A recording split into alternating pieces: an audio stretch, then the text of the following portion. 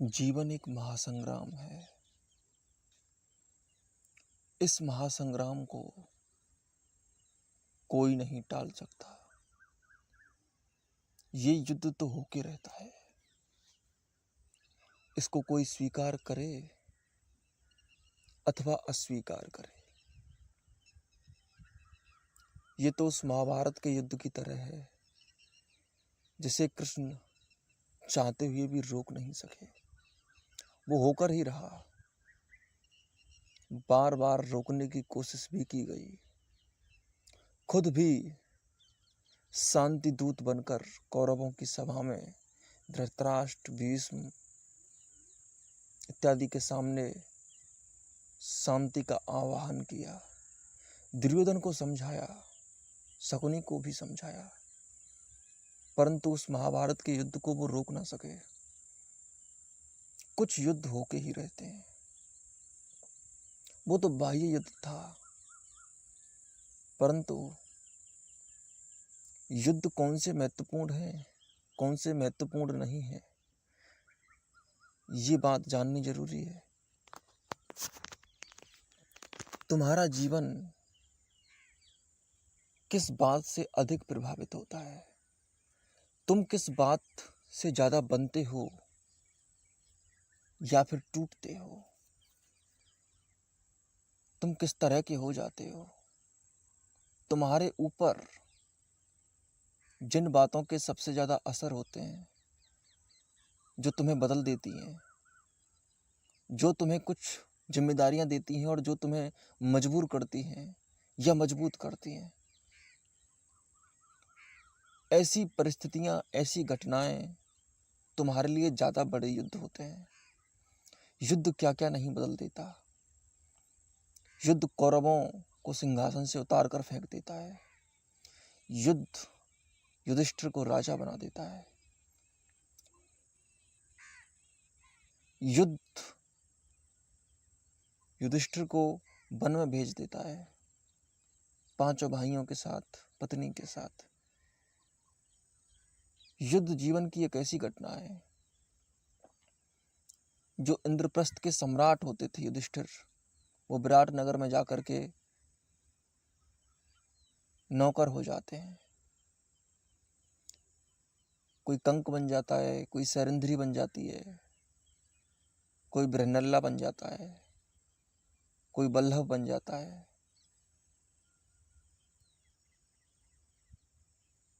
वो भीम को रसोइया बना देता है। ये युद्ध जीवन का, ये जीवन का युद्ध युधिष्ठिर को कंक बना देता है और द्रौपदी को सैरंध्री। जीवन में युद्ध चलता रहता है। जीवन के युद्ध को टाला नहीं जा सकता। कोई भी व्यक्ति कितना भी क्यों ना कहता हो कि युद्ध करना ठीक नहीं है, युद्ध के हम पक्ष में नहीं हैं। युद्ध किसी बात का समाधान नहीं है। ज्ञानी जन कहते हैं कि देखो, अपने जीवन में जो घटनाएं घट रही हैं उन्हें युद्ध नहीं करना है उनसे, बल्कि लड़ाई नहीं करनी है। लड़ने वाला तो हार जाता है, लड़ाई ही हार है। इस बात को मैंने भी कई बार बोला है कि लड़ाई ही हार है। वो ठीक बात है, लेकिन जब हम कहते हैं कि लड़ाई ही हार है, जो लड़ता है वो हार ही जाता है। जो भी अपने आप से लड़ता है वो तो हार ही जाता है। और जो भी लड़ता है, अगर जीवन में लड़ाई है तो इसका मतलब है कि तुम अभी हारे हुए व्यक्ति हो। तुम्हें लड़ना पड़ रहा है। लड़ना तुम्हें पड़े, ये इससे बड़ी और क्या मजबूरी होगी, इससे बड़ी और क्या हार होगी, इससे बड़ी क्या बेबसी होगी कि तुम लड़ना नहीं चाहते पर तुम्हें लड़ना पड़ रहा है। अर्जुन नहीं लड़ना चाहते थे पर लड़ना पड़ रहा है, तो अर्जुन मजबूर हैं। एक तरह से तो हैं ही, परंतु युद्ध करना ही पड़ेगा।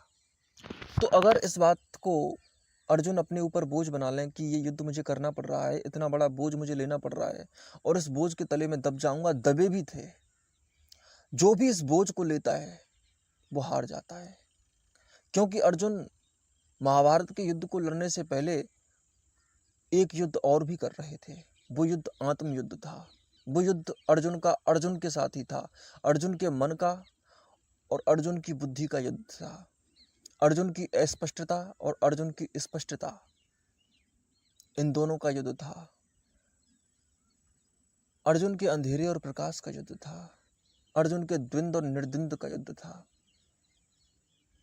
इन दोनों में युद्ध चला और इस युद्ध में निर्द्वंद्व की विजय हुई। अर्जुन के बोझ छटे, इसलिए अर्जुन को वीर भी कहा गया। अर्जुन इसलिए वीर नहीं है कि उसने तीरों से कौरवों की सेनाओं को तितर बितर करके युद्ध की दिशा को पांडवों के पक्ष में मोड़ दिया, ये तो है ही। दूसरी ये भी बात है कि उसने अपने बोझों को, उसने अपने ऊपर छाए संकटों को, बेबसियों को, मजबूरियों को हराकर अपने परिपूर्ण अस्तित्व को जो दिशा दी, वो सबसे बड़ा युद्ध था। और उस युद्ध में जो विजय हुई अर्जुन की, उस विजय ने अर्जुन को पूरी तरह से निखार दिया। वो फिर अर्जुन नहीं रहे, कृष्ण के द्वारा कृष्ण ही हो गए थे। वो कृष्ण ही थे। फिर अर्जुन जो पुराना था वो जा चुका था। जब किसी में कृष्ण की उपस्थिति हो गई हो तो वो कृष्ण ही हो जाता है। जब नदी सागर में डूब जाए तो फिर नदी गायब हो जाती है, सागर ही रह जाता है। तो अर्जुन की नदी जो टकराई थी कृष्ण के सागर से, फिर वो नदी नहीं रही, वो कृष्ण ही हो गई, वो सागर ही हो गई, वो ओझल हो गई। उसके बाद का अर्जुन कुछ अलग अर्जुन था। वो अर्जुन वो था जो कहता है कि अब मेरे सारे द्वंद्व समाप्त हो चुके हैं, मैं पूरी तरह से निखर चुका हूँ, मेरे बोझ हट चुके हैं, इसलिए अब लड़ाई वास्तव में समाप्त हुई है। परंतु अर्जुन की लड़ाई बिना लड़े समाप्त नहीं हुई थी। ना तो महाभारत की लड़ाई बिना लड़े समाप्त हुई थी, और ना अपने अंदर की लड़ाई जो आत्मयुद्ध था वो भी लड़ना पड़ा। बार बार पूछना, बार बार कृष्ण से सवाल करना, 18 बार युद्ध हुआ। कितनी खूबसूरत घटना है ये महाभारत की, कि महाभारत का युद्ध भी 18 दिन चला और महाभारत के अध्याय भी 18 चले। 18 युद्धों में रोजाना अर्जुन ने विजय देखी, रोजाना लड़ा और बाहर से संकटों को काटा। ठीक वैसे ही एक एक करके 18 तरीके के संकट 18 अध्यायों में काटे। अंदर के युद्ध में, बाहर के युद्ध में भी, कौरवों के खिलाफ युद्ध और कष्टों के खिलाफ युद्ध, ये दोनों युद्ध महाभारत हैं। दोनों युद्ध महाभारत हैं।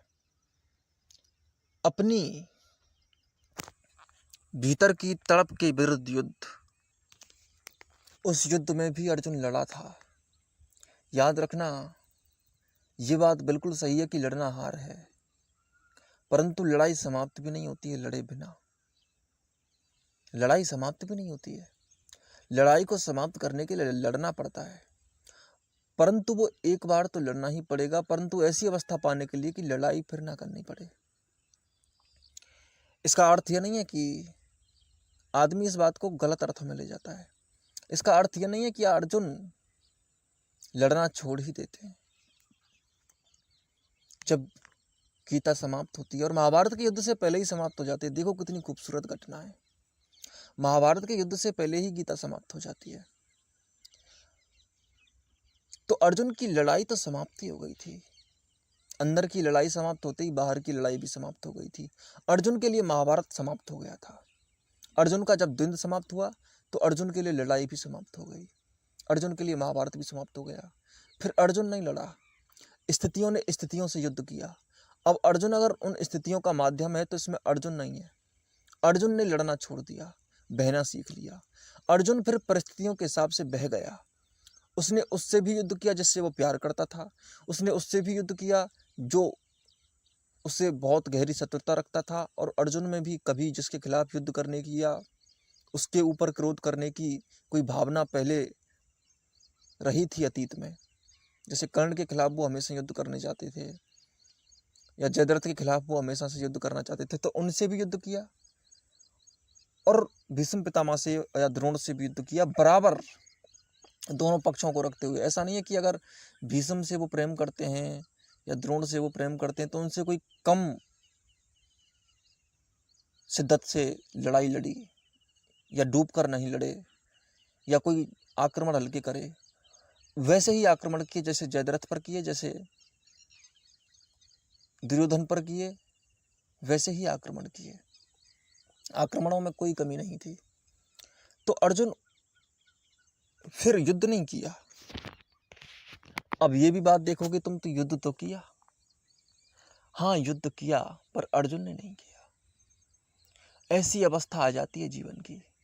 जीवन में आदमी द्वंद को समझ नहीं पाता, आदमी स्थिति को समझ नहीं पाता, आदमी आदमी को नहीं समझ पाता।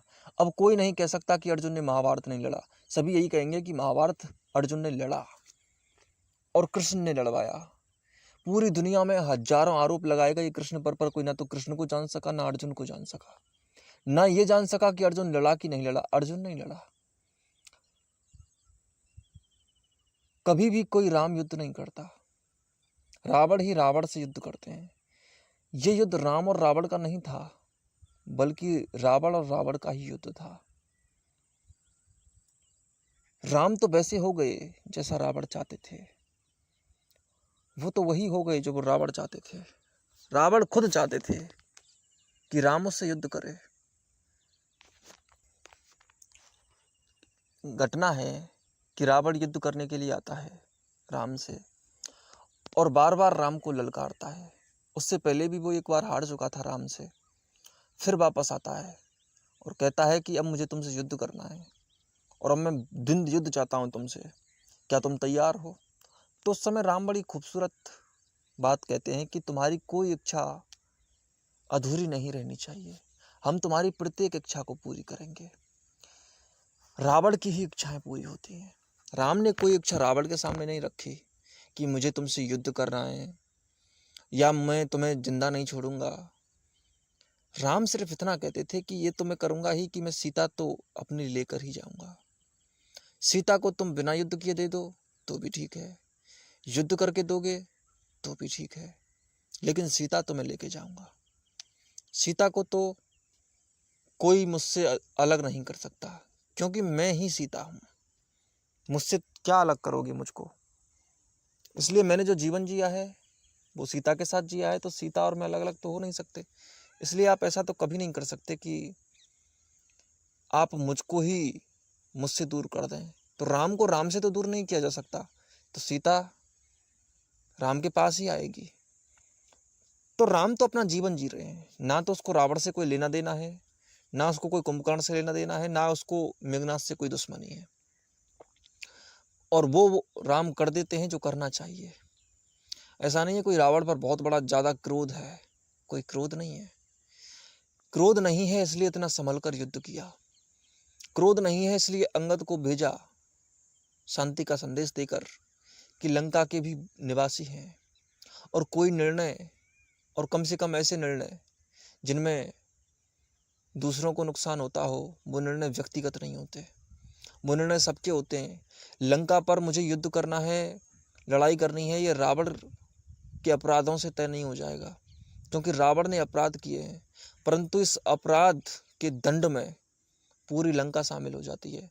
और उस लंका में शामिल होने वाले सभी लोगों के सामने इस बात को रखना जरूरी है कि जिन लोगों से हमें युद्ध करना ही नहीं है, वो अगर हमसे युद्ध करने आएंगे तो हम पीछे युद्ध से कैसे हटें। लंका वासियों के सामने सीधा रखा अंगद ने इस बात को कि देखो, हम, वो तो रावण से भी रखा कि हम तुमसे युद्ध नहीं करना चाहते, हम सिर्फ सीता लेने आए, हमें सीता दे दो। अगर तुम हमें सीता नहीं देते तो फिर हम सीता तो लेके जाएंगे। सीता को तो कोई हमसे अलग नहीं कर सकता। और लंका वासियों को सीधी सूचना है, जब रावण नहीं माना तो अंगद ने कह दिया कि जिन लोगों को रावण के पक्ष में युद्ध करना है उनका विनाश रावण के साथ ही होगा, और जिन लोगों को रावण के बात या रावण की बात स्वीकार नहीं है वो लोग रावण से अलग हट सकते हैं। इसलिए उनके पास निर्णय लेने का वक्त है, वो निर्णय ले सकते हैं। और अगर उसके बाद भी वो निर्णय ना लें और उसके बाद भी अगर वो रावण का साथ दें तो दोष राम का नहीं होगा, फिर फिर दोष उन्हीं का होगा, क्योंकि उन्होंने ही अपना जीवन चुना है। अब जीवन को लंकावासी चुन सकते हैं। अब ये फैसला राम का नहीं है, लंकावासियों का है। अगर इस समय लंकावासी रावण का साथ देते हैं और फिर उनकी मृत्यु हो जाती है, तो इसके लिए जिम्मेदार राम नहीं हो सकते, क्योंकि अब निर्णय बदल चुका है। राम तो कोई निर्णय ही नहीं ले रहे। राम लड़े पर नहीं लड़े। राम ने रावण को मारा पर नहीं मारा, रावण ने ही रावण को मारा। राम क्यों मारेंगे रावण को? रावण अगर वैसा नहीं होता जैसा रावण था, तो रावण मरता क्यों? कोई भी क्यों मरता? रावण ने रावण को मारा। राम कभी रावण को नहीं मारते। राम कभी युद्ध ही नहीं करते। राम कभी धनुष हाथ में ही नहीं उठाते। राम का बामुश्किल हाथ में धनुष उठता है, परंतु जब उठता है तो पूरा उठता है, क्योंकि वो पूरे व्यक्ति हैं, वो गहरे व्यक्ति हैं। अगर वो युद्ध भी करेंगे तो गहरे ढंग से करेंगे। वो धनुष भी उठाएंगे तो ऐसे नहीं उठाएंगे कि कुछ प्रभाव ना हो। वो राम के बारे में कहा जाता है कि वो जो तीर चलाते थे वो बेकार नहीं जाते थे। उनका एक एक बाण अमोघ था। अमोघ का मतलब होता है उसका असर होगा। अगर बाण राम ने उठाया है तो बहुत बड़ी बात हो गई। उठवाया होगा, उठाया नहीं होगा। इसलिए अगर कोई व्यक्ति राम का धनुष उठवा दे तो इसका मतलब है कि घटनाएं थोड़ी सी क्लिष्ट हैं, दुरूह हैं। घटनाएं जो हुई हैं, परिस्थिति थोड़ी सी जटिल है। रावण कुछ ज़्यादा ही नासमझी कर रहा है, इसलिए धनुष उठाना पड़ रहा है। तो वैसे ही जीवन में रामों को धनुष उठाने पड़ते हैं, पर वो युद्ध नहीं करते। वो युद्ध नहीं करते। वैसे ही हमारे जीवन में भी बहुत रावण हैं। एक युद्ध होता है अंदर से, जो आत्म युद्ध होता है, उसमें भी बहुत रावण है। उसमें तुम्हारा क्रोध है, प्रमाद है, बेहोशी है, बार बार तुम्हारा आलस्य में पड़ जाना, बार बार वासनाओं का बंदी हो जाना, कामनाओं के कष्टों की कसावट जो किरकिराती रहती है भीतर, वो भी तुम्हारे भीतर एक खोखलापन, एक नीरसता पैदा करती है। तो ये सारी बातें, और फिर तुम लगातार अगर युद्ध नहीं करते इनसे, तो ये तुम्हें हरा देते हैं। जैसे भारत की दुर्दशा हुई कि भारत ने कभी अपने को गंभीर रूप से नहीं लिया। भारत पर मुगल आए, डच आए, फ्रांसीसी आए, अंग्रेज आए, वो आते रहे और गुलाम बनाते रहे। रावण ने कुछ नहीं किया, युद्ध ही नहीं लड़ा, उसने पहचाना ही नहीं। जैसे कोई अपने भीतर के उन कारणों को ना जाने जिनकी वजह से उसका जीवन कमजोर हुआ है, ना वो क्रोध को जाने, ना वो अपनी गलत आदतों को जाने, ना वह आलस्य को जाने, ना वह द्वेष को जाने, तो वो व्यक्ति अपना पतन करता हुआ चला जाता है और अनदेखा हुआ भी करता चला जाता है। तो जीवन को अनदेखा करने वाले लोग कभी सफल नहीं होते। भारत पर 1000 तरह के आघात हुए, बार बार हमले हुए, परंतु यहाँ आलस्य में सोई हुई थी जनता। प्रमाद की नींद में सोने वालों को कोई अगर काट कर भी चला जाए तो कौन सा कोई बड़ा तीर मार दिया। अंग्रेज कोई शक्तिशाली नहीं थे, इतने शक्तिशाली नहीं थे, परंतु दीमक शक्तिशाली नहीं होती, धीरे धीरे शक्तिशाली हो जाती है। दीमक के छोटे छोटे कीड़े होते हैं, उनको थोड़ा सा भी डंडा मारोगे वो मर जाएंगे, परंतु अगर वही दीमक लकड़ी में लग जाए और समय पर लकड़ी जागरूक ना हो, तो उसी लकड़ी को वही दीमक खोखला कर देती है। जिस लकड़ी से वो आराम से मर जाते थे, बल्कि उससे भी कमजोर लकड़ी से मर सकते थे, मजबूत से मजबूत लकड़ी को दीमक खोखला कर देती है। वैसे ही अंग्रेज इस देश में दीमक की तरह धीरे धीरे अपना छेद करते रहे, अपना प्रभाव छोड़ते रहे, और वही हुआ। फिर वह असर बरकरार हो गया।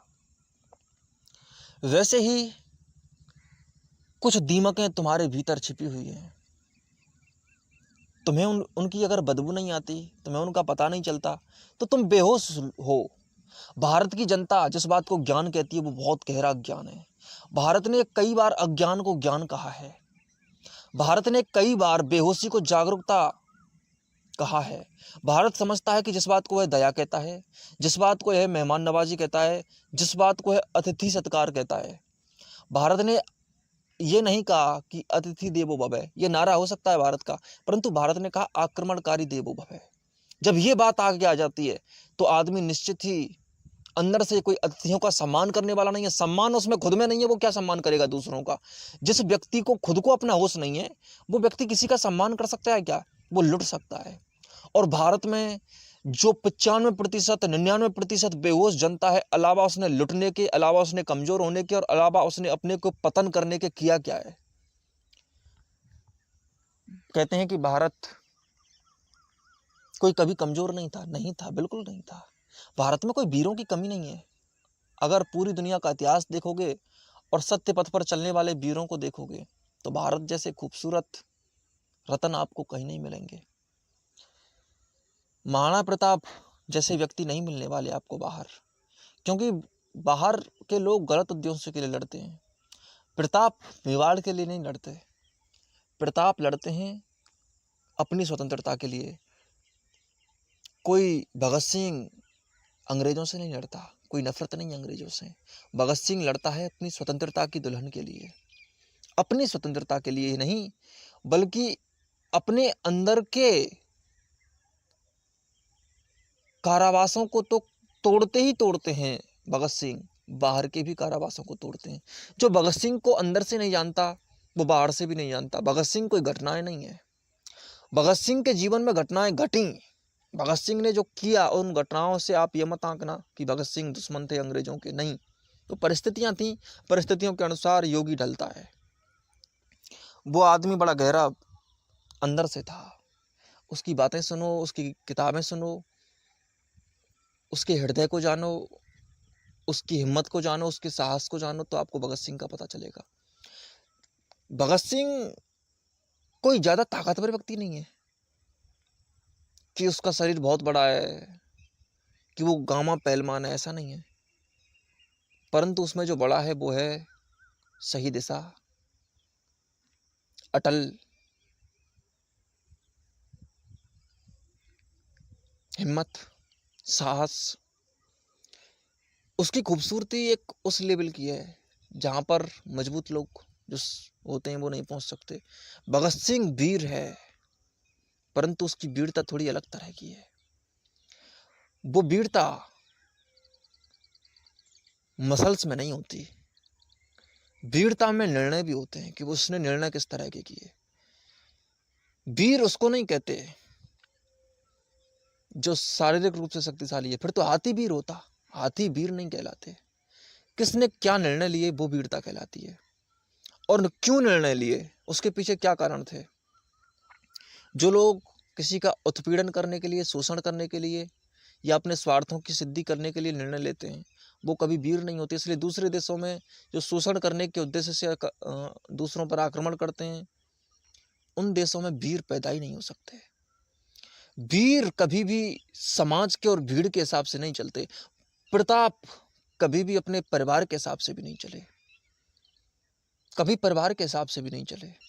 उनके परिवार ने कई बार कहा था कि तुम अकबर की अधीनता स्वीकार कर लो, परिस्थितियां ठीक नहीं है। उन्होंने कहा ठीक है, तुम स्वीकार कर लो, तुम्हें करनी है तो, मैं नहीं करने वाला। ऐसा नहीं है कि प्रताप ने मुगलों की बातें नहीं मानी। बात यह भी है कि प्रताप ने बस किसी दबाव को, किसी गुलामी को, किसी जंजीर को अपने हाथों में स्वीकार नहीं किया। उनकी खूबसूरती निर्णय में है। उनको कोई अकबर से नफरत नहीं है, उनको कोई अकबर से लड़ाई थोड़ी है। उनकी अकबर से उनकी कोई लड़ाई नहीं है। उनकी लड़ाई परतंत्रता से है, उनकी लड़ाई जंजीरों से है। उन्हें जंजीरें तोड़कर फेंकनी है। वो इस बात को कभी स्वीकार नहीं कर सकते कि कोई भी परतंत्रता उनके व्यक्तित्व को मैला कर दे। उन्हें अपने व्यक्तित्व की पवित्रता से बहुत प्रेम है। वो ऐसा वीर है जो नफरत भी करने की इजाजत नहीं रखता अपने लिए। वो नफरत ही नहीं कर सकता। कभी प्रताप ने किसी से नफरत नहीं की। तुम सोचते हो कि उन्होंने नफरत की मान सिंह से या नफरत की शक्ति सिंह से, जो उनका भाई था जो अकबर के साथ मिल गया, क्या उन्होंने नफरत की अकबर से, अपने दुश्मन से? किसी से कोई नफरत नहीं की। उन्होंने अपना काम किया। अगर उन्हें मेवाड़ में बैठकर युद्ध करना था, मेवाड़ में बैठकर युद्ध किया। अगर उन्हें जंगलों में रहकर आदिवासियों के साथ जीवन जीना था, आदिवासियों के साथ जीवन जिया, उतनी ही प्रसन्नता से जिया जितनी प्रसन्नता से वह मेवाड़ में रहते थे। और अगर उन्हें धोखे दिए गए, उनके साथ गुरिल्ला युद्ध हुए, तो उन्होंने भी किए। उन्होंने वापस अपने मेवाड़ को जीता। हल्दी घाटी के युद्ध के बाद फिर से वो एक्टिव हो गए, दिवेर का युद्ध किया, हरा दिया बाद में मुगलों को। प्रताप को हराना संभव नहीं है, प्रताप नहीं हारते, प्रताप को नहीं हरा सका कोई। तुम कहो कि हल्दी घाटी के युद्ध में हार गए, हल्दी घाटी के युद्ध में हारे नहीं थे, हल्दी घाटी के युद्ध में परिस्थितियों के अनुसार ढले थे। तुम तो ये भी कह सकते हो कि कृष्ण हार गए गुर्जरातरा के युद्ध में। गुर्जरातरा के युद्ध में जरासंध से कृष्ण हारे नहीं थे, कृष्ण चले गए थे क्योंकि परिस्थिति ऐसी बन गई थी कि जरासंध ने मित्रता कर ली थी कलिंगराज से, और वो परिस्थिति इस तरह की थी कि उनको मारने का तरीका ही एक था कि इनको युद्ध से भूमि से बाहर ले जाया जाए। जब उनको मारने का तरीका यही है तो आप कैसे कह सकते हो कि कृष्ण ने रण छोड़ा? और कृष्ण ने उसको लेकर गए भी थे और कृष्ण ने उसको मरवा भी दिया। तो ये रणनीति थी कि रण छोड़ना था, ये अलग बात है। तुम रणछोड़ दास कह लो, ये सिर्फ एक प्रेम की बात है, परंतु कृष्ण ने रण नहीं छोड़ा था, कृष्ण ने रणनीति बनाई थी, रण नहीं छोड़ा था। ठीक वैसे ही हल्दी घाटी के युद्ध में जो सैनिक घायल हो गया हो तो उसे अपने उपचार के लिए जाना चाहिए। इसका मतलब ये नहीं वो हार गया है, वो उपचार करके फिर आएगा। मरना थोड़ी है, सुसाड़ थोड़ी करना, सुसाड़ करना किसी बात का समाधान थोड़ी होता है, तो सुसाड़ नहीं करना है। और ना सुसाड़ हल्दी घाटी के युद्ध में उन्होंने किया। सारे वीर मारे गए, अगर कोई मर जाए तो वो हार नहीं जाते, वो लड़ रहे हैं, वो वीर मर गए। प्रताप उस समय भी नहीं मरे थे, तो मर गए, पर इसका मतलब ये नहीं कि हार गए। हाँ, अकबर ये समझ सकता है कि जीत गए, परंतु निर्णय में अकबर हार गए, क्योंकि निर्णय जितने खूबसूरत उन लोगों के हैं उतने खूबसूरत निर्णय इस पक्ष के नहीं है जो मुगल सेना का है। इसलिए ये बात भी तय करनी पड़ेगी कि मुगल सैनिकों ने क्या निर्णय लिए, वो युद्ध क्यों कर रहे हैं। वो युद्ध कर रहे हैं स्वार्थों के लिए, वो युद्ध कर रहे हैं अपनी अधीनता को स्वीकार करवाने के लिए। उसके लिए प्रताप युद्ध नहीं कर रहे हैं। प्रताप ने अपने जीवन में किसी भी राज्य पर आक्रमण नहीं किया, और इसलिए नहीं किया कि वह अधीन कर ले दूसरे देश को। प्रताप ने कभी ऐसा किया ही नहीं, प्रताप युद्ध के पक्ष में कभी नहीं थे। प्रताप को अंदर से भी समझना पड़ेगा आपको कि प्रताप किस तरह के व्यक्ति हैं। इसलिए ये सारी बातें आपको जाननी पड़ेंगी, तभी आप समझ पाएंगे कि वीर क्या होता है। वीर के निर्णय भी देखने पड़ते हैं कि वो किस आधार पर ले रहा है। तो ठीक वैसे ही आपके भीतर के युद्ध भी कभी समाप्त नहीं होते, उनसे भी आप युद्ध करते रहते हैं। और उनके सामने आप कैसे पेश आते हैं, उनके सामने आप कैसे निर्णय लेते हैं, यह आपके वीर होने या ना होने को तय करता है। आप प्रमाद के सामने, वासना के सामने, आलस्य के सामने, आदतों के सामने, कमजोरियों के सामने किस तरह से पेश आते हैं, इस बात से आपका तय होता है कि आप किस तरह के व्यक्ति हैं। और आपको लड़ना पड़ेगा, आप उनसे लड़ो मत, लड़े बिना एक लड़ाई होती है। आप क्रोध से लड़ नहीं सकते, लड़कर कोई क्रोध को जीत रहता नहीं है, बल्कि और ज्यादा क्रोधी हो जाता है। परंतु रणनीति बना सकता है कि इसे लड़कर नहीं हराना है। क्रोध को जीतने के लिए क्रोध को समझना पड़ेगा, वासना को जीतने के लिए वासना को समझना पड़ेगा, और उसकी परिपूर्ति की उसकी दिशा अलग है। आप क्रोध को जान लो, करके देख लो, समझ लो, और कह लो कि ये इतनी बड़ी बेवकूफ़ी है। जब मैंने इतना देख लिया कि ये है ही इतनी बड़ी बेवकूफ़ी, तो मैं ये बेवकूफ़ी करूँगा ही क्यों, फिर मुझसे होगी ही नहीं। तो क्रोध करने के लिए आपको अपने आप को सिकोड़ना नहीं पड़ेगा कि देखो मैं क्रोध नहीं कर रहा हूँ, अब मैं खुद को दिखा रहा हूँ ना, देखा मुझे क्रोध उठ रहा है, मैं क्रोध नहीं कर रहा हूँ। अब आपको अगर क्रोध उठ रहा है और उस समय आप अगर क्रोध नहीं कर रहे हैं, तो आप एक और क्रोध कर रहे हैं, क्रोध ना करने का क्रोध। क्रोध को ऐसे नहीं जीता जाता, क्रोध को समझा जाता है, जाना जाता है, फिर क्रोध खुद ही अपने आप हटता हुआ चला जाता है। उसकी निरर्थकता, उसकी एब्सर्डिटी, उसकी जो बिल्कुल अर्थहीनता है उसको समझ लो, उसके बाद में क्रोध स्वयं ही चला जाता है। जो बात आपके काम की नहीं है उसको आप क्यों अपने जीवन में स्थान देंगे?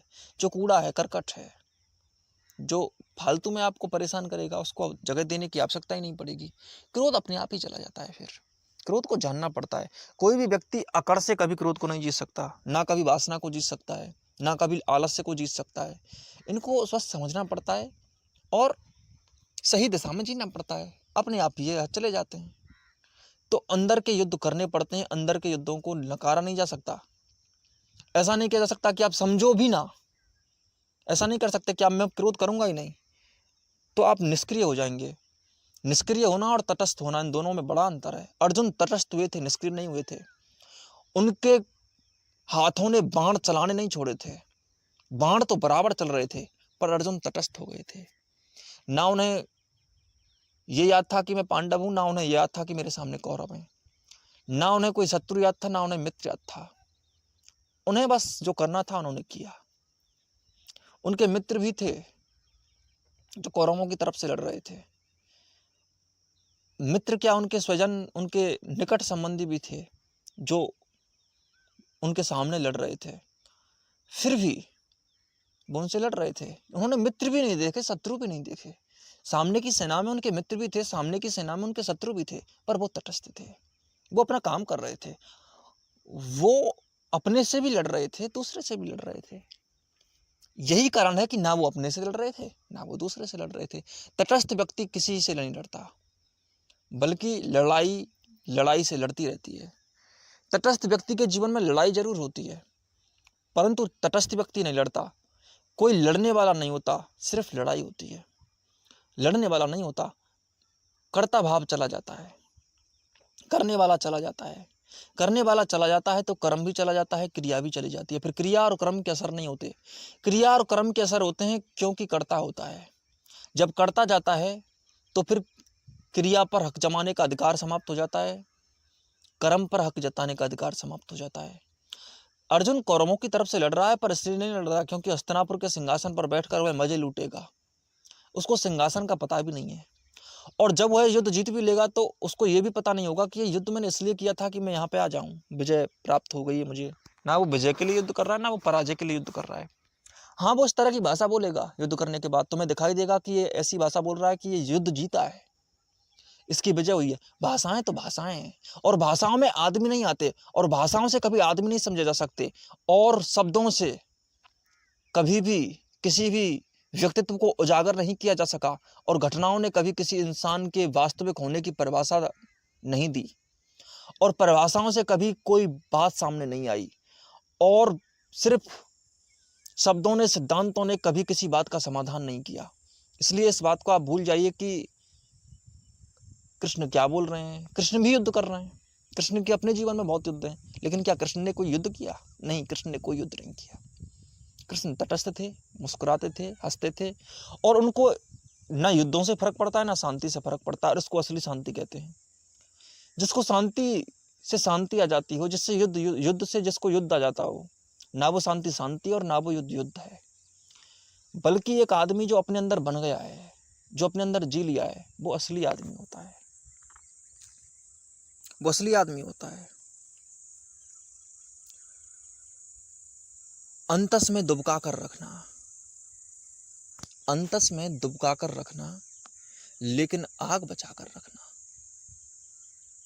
तुम्हारी तटस्थता तो तुम्हारे जीवन में आ जाए, तुम निष्क्रिय तो मत होना, फिर भी मत होना जब तटस्थ हो जाओ। शून्य होना और शून्य होना, इन दोनों बातों में अंतर होता है।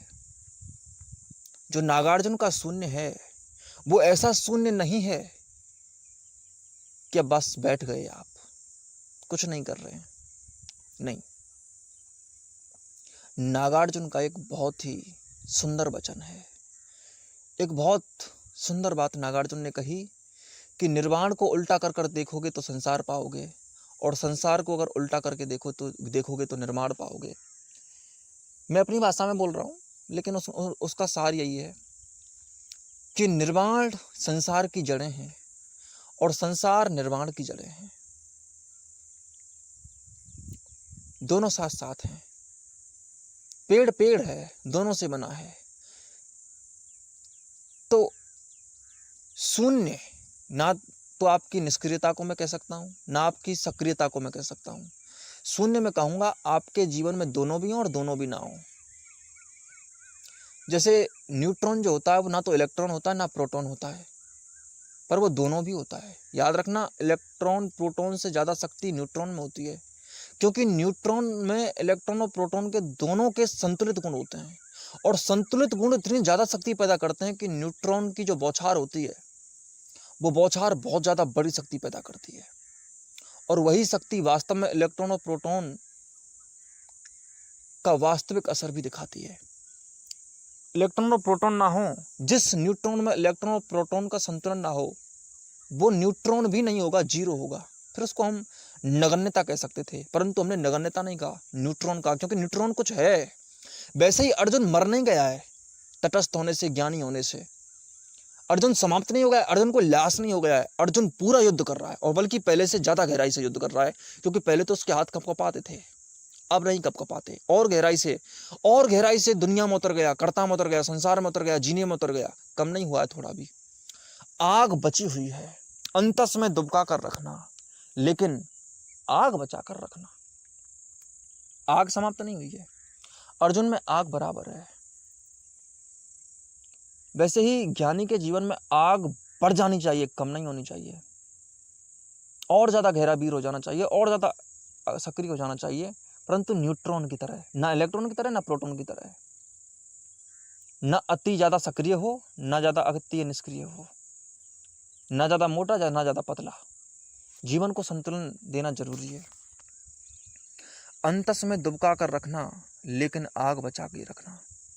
बीती बातों का क्या रोना, आंसू को भी गाकर रखना। जो आंसू गाकर होते हैं वो न्यूट्रॉन की तरह होते हैं, वो उदासीनता लाते हैं। आप रो, कोई समस्या नहीं है, पर रोने से ना रो, गाते हुए रो, हंसते हुए रो। अगर कोई हंसते हुए रोता है तो उसके रोने में भी कोई गरिमा है। कभी भी रोना हंसने के बिना पूरा नहीं होता। जिस रोने में हंसी नहीं होती वो रोना भी नहीं होता, और जिस हंसी में थोड़ा रोना नहीं होता वो हंसी भी नहीं होती। दोनों साथ साथ चलते हैं। अगर तुमने दोनों को एक साथ नहीं लिया तो तुम दोनों को अधूरा छोड़ दोगे। इसलिए जीवन बड़ा गहरा है, आप उसको परिभाषाओं में नहीं डाल सकते। और पूरा ज्ञानी पूरे काम करता है, पूरी हंसी उसके पास होती है, क्योंकि उस हंसी में रोना शामिल होता है, और पूरी तरह से रोना भी उसके साथ होता है, क्योंकि वो रोने से या कष्ट से नहीं रोता, वो रोता है क्योंकि हंसी आ रही है उसको। जीवन पर आंखों में आंसू भी आने चाहिए कभी कभी, और गाते हुए होठों से आंसू आए। आपके होठों की मुस्कुराहट नहीं जाती हो, आपके होठों पे गाने हों, तब अगर आपकी आंखों में आंसू आए तो सुंदर लगते हैं। अगर आपकी आंखों में आंसू ही आंसू हैं और खुशी नहीं है, आप प्रफुल्लित नहीं हैं, तो आप रो नहीं रहे हैं, आप हैं ही नहीं, आप समाप्त हो गए, आप कमज़ोर हो। और कमज़ोर इंसान नहीं हो सकता, कमज़ोर ही होता है या इंसान ही होता है। अगर कोई कमज़ोर हो गया तो फिर इंसान उसका गायब हो जाता है। या तो कमज़ोर होता है या इंसान होता है। इंसान कमज़ोर नहीं होता, क्योंकि कमज़ोर और इंसान अलग अलग बातें होती हैं। तो इंसान ही गायब हो जाता है, फिर आप होते ही नहीं हैं, आप समाप्त हो चुके होते हैं। इसीलिए बीती बातों का क्या रोना, आंसू को भी गाकर रखना। खुद से अनबन मत कर लेना, खुद को दोस्त बनाकर रखना। आप बस खुद के बने रहना, बाकी जो हो रहा है होने दो। अपने भीतर एक चैन आ जाएगा, आप समझ जाएंगे। आप गीता समझ गए तो आप लड़ लेंगे, लड़े रहो। खुद से अनबन मत कर लेना, बस इतना याद रखना है। इतना याद रखना है कि मैं साफ हूं, मेरे अंदर कोई लालसा नहीं है, मैं सीधा जा रहा हूं। बस्ती के पागल कुत्तों को पहले से हड़का कर रखना।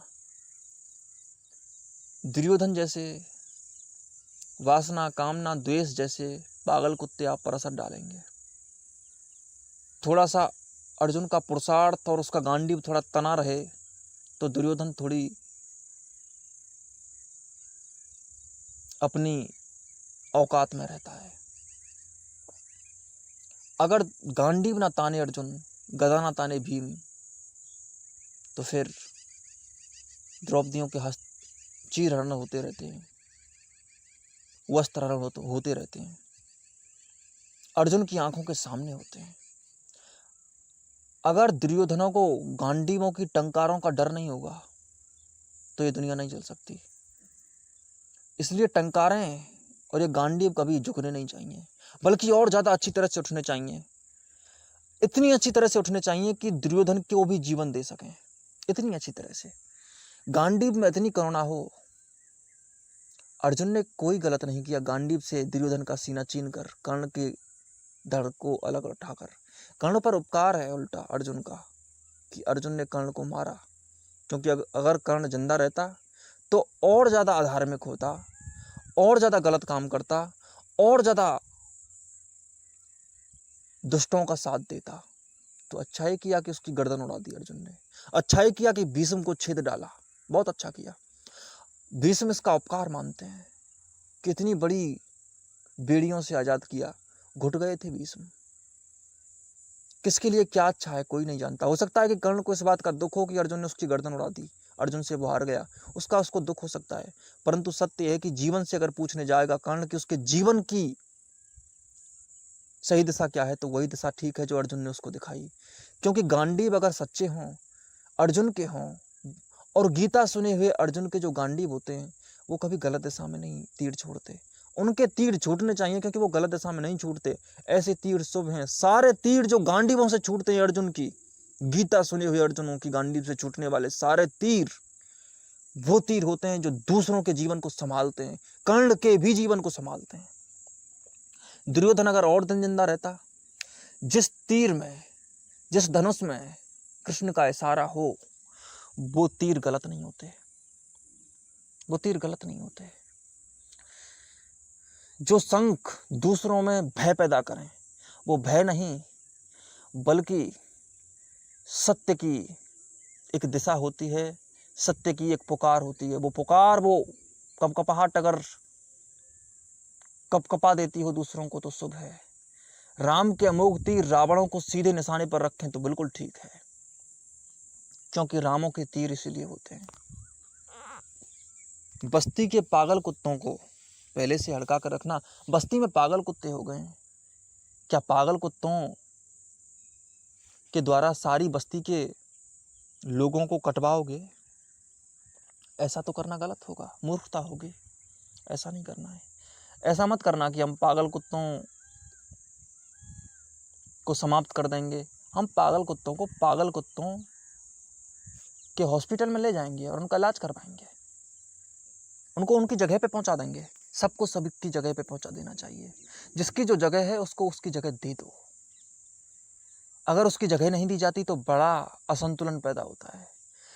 दुर्योधन ने युधिष्ठिर को युधिष्ठिर की जगह नहीं दी, बड़ा असंतुलन पैदा हुआ, क्योंकि भीष्म इसके पक्ष में नहीं थे, कोई भी इसके पक्ष में नहीं था। और भीष्म दुर्योधन को नहीं बिठा सकते, क्योंकि दुर्योधन नहीं बैठने के लायक है। अगर दुर्योधन को बिठाएंगे तो पूरे हस्तिनापुर के साम्राज्य का, पूरी प्रजा का पतन हो जाएगा,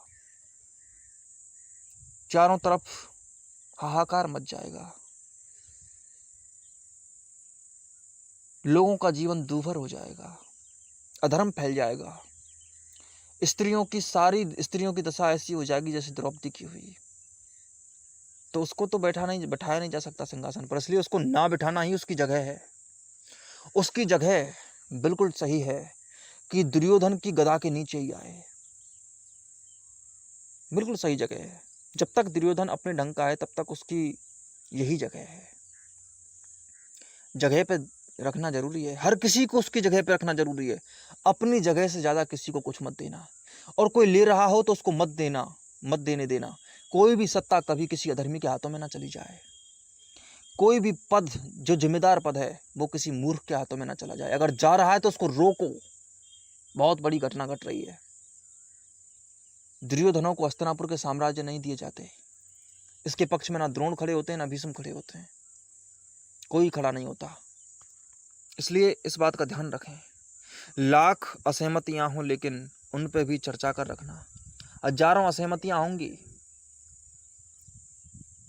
कि ऐसा हुआ वैसा हुआ, लेकिन जगह तो देनी पड़ेगी। जो जगह दूसरे की है उसको उसी जगह पे बिठाओ, जो जो डिजर्व करता है, जो जिसके लायक है जीवन में, उसको वही दे दो जो वो रखता है। उससे ज़्यादा, उससे कम देने पर आदमी पागल हो जाता है। उस आदमी को नमस्कार मत करो जो नमस्कार सह नहीं सकता। एक आदमी जो अपना ही सम्मान नहीं करता, तुम अगर उसको सम्मान देते हो तो एक गलत आदमी को सम्मान देते हो। उसको सम्मान मत दो, नहीं तो वो अपने को भी बर्बाद कर देगा और तुमको भी बर्बाद कर देगा। और जो आदमी सम्मान देने के योग्य है, अगर तुम उसको सम्मान नहीं दोगे तो तुम भी बर्बाद हो जाओगे।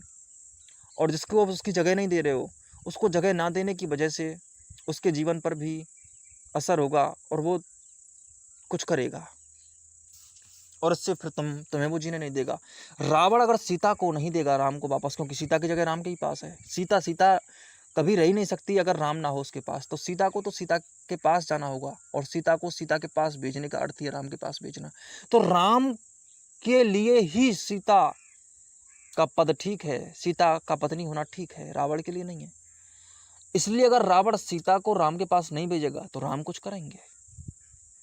अगर सम्मान नहीं दोगे राम को तो राम कुछ करेंगे। सम्मान देने वाले व्यक्ति को अगर आप सम्मान नहीं दोगे तो वो कुछ करेगा, वो कुछ करेगा, क्योंकि वो नालायकों को नालायक ही तो नहीं करने देगा। ये तो पक्की बात है। इसलिए जीवन इस तरह से प्रभावित होता है। मीठी मुस्कानों की खातिर मन में फूल खिला के रखना। जीवन में विभिन्न तरह के उतार चढ़ाव आते हैं और उन सारे उतार चढ़ावों को तुम ठीक से समझो, ठीक से देखो। कहीं लड़ना पड़ता है, लड़ने के तरीके को अगर मैं गहराई से बात करूं, जो हमारी पूरी बात हुई, तो मैं यही कहूँगा कि लड़ने का सबसे अच्छा तरीका है ना लड़ना, और ना लड़ने का सबसे अच्छा तरीका है लड़ना। अर्जुन नहीं लड़े। सोचो अगर अर्जुन नहीं लड़ते तो लड़ते। अगर महाभारत का युद्ध अर्जुन नहीं लड़ते तो अपने से कितना लड़ते। अगर अर्जुन नहीं लड़ते तो युधिष्ठिर और भीम और नकुल और सहदेव तो लड़ते। और अगर लड़ते तो मरते, और मरते तो अर्जुन के भी ऊपर असर पड़ता, तो अर्जुन फिर लड़ता। अर्जुन कौरवों से फिर युद्ध करता। अर्जुन की लड़ाई समाप्त नहीं हो सकती तब तक जब तक वो ना लड़े। इसलिए नहीं लड़ा तो लड़ना पड़ेगा, और लड़ा तो ही लड़ाई समाप्त होगी। तो लड़ाइयाँ समाप्त होती हैं ठीक तरह से तब जब आप लड़ते हो। इसका मतलब ये मत समझना, इससे कोई गलत अर्थ मत निकाल लेना। मैं ये कह रहा हूँ कि परिस्थिति अगर लड़ने की है, और अगर जीवन इस तरह का हो गया है कि परिस्थिति, जीवन, वातावरण आपसे मांग कर रहा है, कृष्ण भी, जिसको आप वातावरण की गहराई कह सकते हैं, वो आपसे मांग कर रहा है कि तू लड़, तो फिर लड़। तटस्थता अगर मांग करती हो लड़ना है तो लड़ना है। तटस्थता अगर मांग करती हो कि लड़ने के बिना काम हो सकता है तो मत लड़ो। युद्ध को जितना टाला जा सकता है टालो, लेकिन जब बात ही ऐसी हो कि युद्ध शांति की दिशा में जा ही तब रहा है जब लड़ा जाए, तो लड़ो, तो लड़ो, तो लड़ो। जो युद्ध शांति की दिशा में ना जाता वो युद्ध ही नहीं होता, वो उछल कूद होती है। रावण ने थोड़े ही युद्ध लड़ा, राम ने लड़ा। रावण ने सिर्फ उछल कूद की, कोई लड़ाई नहीं लड़ी। ऐसे ही व्यक्ति कोई युद्ध करते हैं, युद्ध करते दिखाई देते हैं, युद्ध नहीं करते। युद्ध तो राम करते हैं, युद्ध तो अर्जुन करते हैं। अर्जुन ने युद्ध लड़ा क्योंकि लड़ा जाना जरूरी था। दुर्योधन ने तो कोई युद्ध नहीं लड़ा। दुर्योधन तो लोभी था, उसको तो लालसा थी सिर्फ अपने राज्य की, राज्य पाने के लिए था।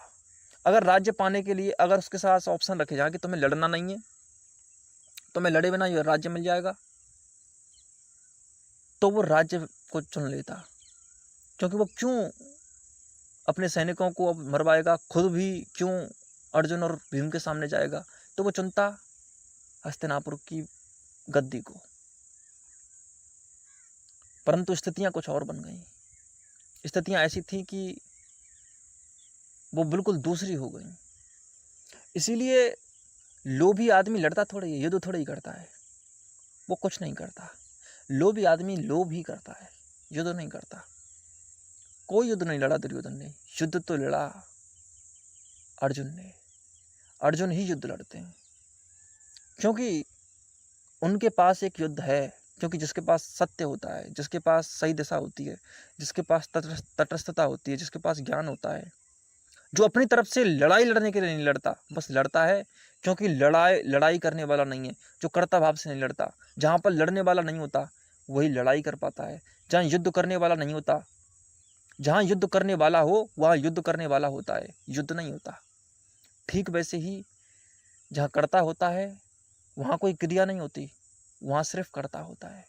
वहाँ कोई कर्म भी नहीं होता, वहाँ सिर्फ कर्ता होता है।